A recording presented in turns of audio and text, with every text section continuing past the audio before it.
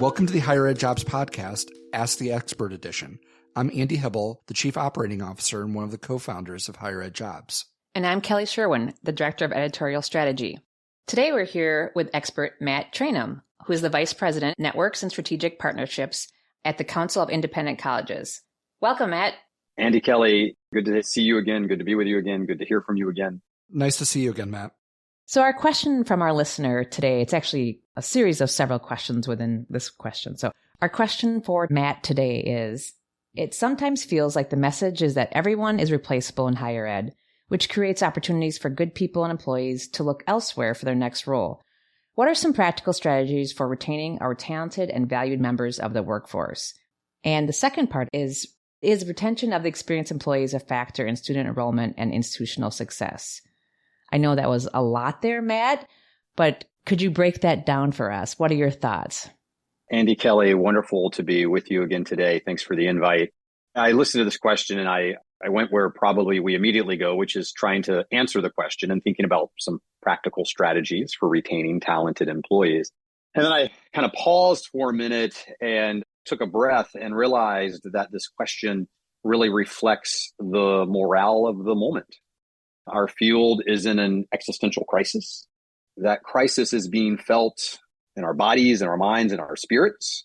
And we're asking, am I wanted and do I have value? And we're asking that about ourselves and we're asking it about our field in a way that we haven't had to ask or reflect on in a long time. I think this connects to a whole lot. I'm not going to try to list it all.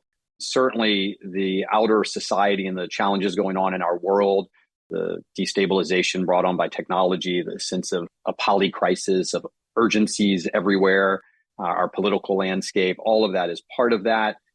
Sam Altman, the inventor of ChatGPT, made a comment the other day about how this is really, we're on the verge of a lot more sense of what I might call an unmooring from what we've been and from how society has operated.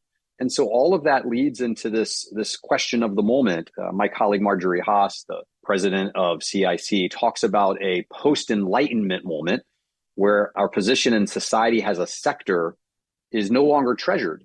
You know, higher education, we used to be on the hill, and perhaps we're going to a moment where we might actually be back in the caves, protecting things by candlelight and keeping intelligence and intellectual thought moving forward. I don't mean to go too deep with all that, and I think I just did. But when I listen to this question, I sense that element.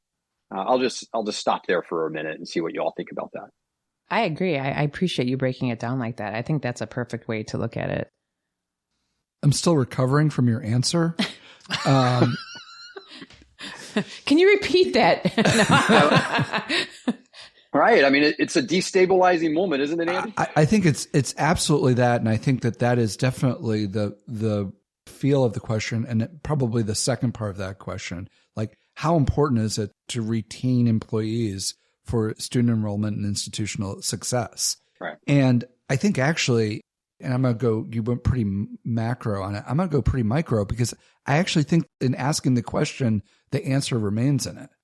It's the same thing with any successful organization, which is success begets success, that the value of the team is more than the value of each individual. And one of the reasons why it might feel like everybody is replaceable is because the teams that people want to work for, everybody is replaceable because the team is good and people want to come and work for the team. And I realize from a faculty perspective in some very specialized disciplines, you might lose an elite scholar. That's not what I'm talking about here. Obviously, if you have the leading scholar in their area and you lose them, that's a big deal. But that's not all of academia. There are elite scholars like that, but they're counted in the dozens and the hundreds across America, not in the thousands and 10,000s across America. In those instances, if you strive to build a team where you have success, people are replaceable because people will move. They have freedom of choice. It's their careers. Let the good people go do roles that they think they'll thrive in. And let them go build good teams other places if they can. I think that's where it's also often felt like that's a negative. Well, I'm replaceable.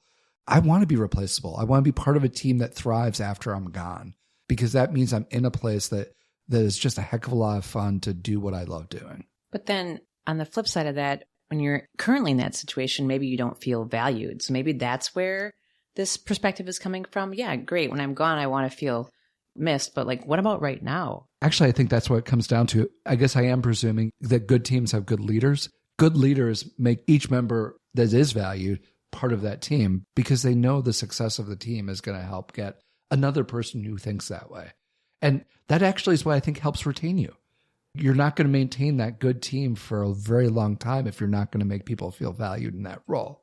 Right. So I imagine that both of those teams exist, right, Andy? So you've got the high performing team where people are replaceable in the best of ways, and you have the low performing team where the people are replaceable in the worst of ways. The question about retention strategies, I'll just say 2 or 3 things real quick on that, and I'll start very specific and go a little more general. Money and job perks and job quality are certainly things, right? We don't necessarily go there immediately, but our field is getting outpaced by pay in other fields. And that's a real factor.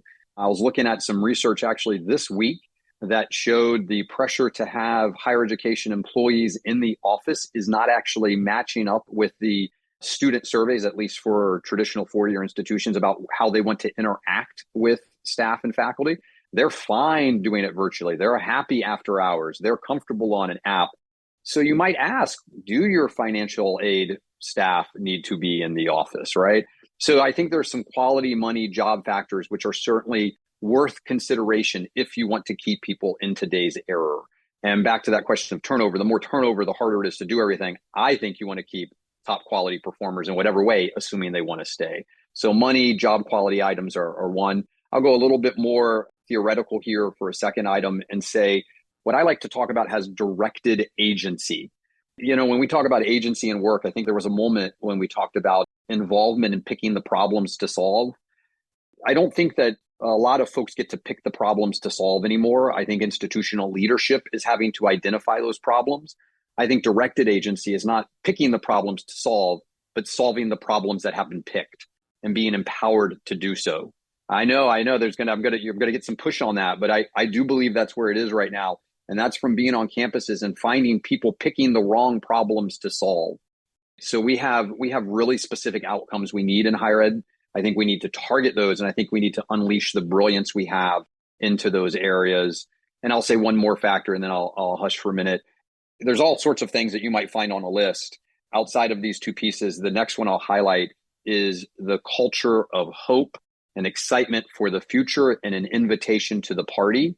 I think higher ed has too much dystopia right now, too much sadness from the changes that we mentioned at the start of this answer. And so how do we invite people into a positive future? There's all sorts of factors to that. That is a keen retention strategy, a sense from leadership that the future can still be ours, even in this changing landscape. You're spot on with that last point. The choice of where you put your chips on the table and how you cultivate hope and excitement is what's going to help keep retention moving in the right direction. I also would say, I think they're just, feel free, both of you, to push back on me. The idea that leadership just has to accept that turnover of quality people is part of the process. If you don't have the opportunity for good people, I think it's a retention strategy to celebrate them as they leave to find that opportunity someplace else. And what you're hoping for is for good people to have good opportunities someplace else if you can't provide that. And there just becomes a pragmatic part of your endeavor that you're not going to be able to provide at a certain level that. But if you're doing things right, you might have 2 or 3 other people who may be able to internally step into that role. And if you don't, you're probably going to have good luck finding somebody else to replace that role vis-a-vis your peer organizations. So the idea, it's kind of like you have a dynamic changing organization, you have a static organization, and then you have uncertainty, which actually can happen in both of those organizations. The uncertainty part of this is difficult. Uncertainty is always part of all of this. Tomorrow, you could have 4 key staff members walk in and quit out of the blue and say, I'm out of here. And you're suddenly being a very stable organization to both being a changing organization and one with uncertainty.